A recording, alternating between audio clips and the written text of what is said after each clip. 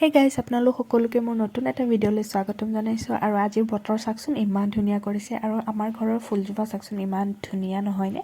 আৰু আজি বতৰ ভাল হোৱা দেখি আমি ভাবিলোঁ আজি ৰবাব টেঙাকে খাওঁ আৰু গছজোপাত ৰবাব টেঙা দুটাই আছিল মানে খাই আৰু দুটাই বাছিলে আৰু মই এতিয়া ৰবাব টেঙাটো খৰাই ল'লোঁ আৰু ইপিনে আহিলোঁ মই কলপাত কাটিবলৈ আৰু টেঙা বস্তুটোৰ কলপাতত খোৱা মজাই বেলেগ নহয়নে এতিয়া মই ভালকৈ ধুই ল'লোঁ কলপাতখন আৰু ইপিনে মই টেঙা কাটিবলৈ বহি ল'লোঁ প্ৰথম মানে আপেল এডোখৰ খাই লওঁ আৰু ইপিনে আমাৰ ঘৰৰ ওচৰৰ বৌ এজনী আহি বহিল সিহঁতে টেঙা নাখায় হেনো কিবা মেডিচিন খাই থকা দেখি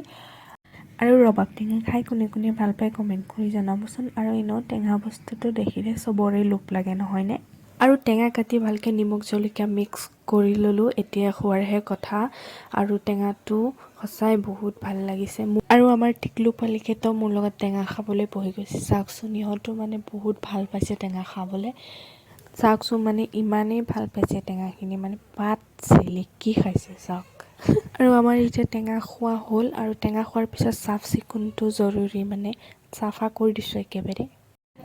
আৰু ভিডিঅ'টো যদি ভাল লাগিল আপোনালোকক তেতিয়াহ'লে লাইক শ্বেয়াৰ ছাবস্ক্ৰাইব কৰি দিব বাই বাই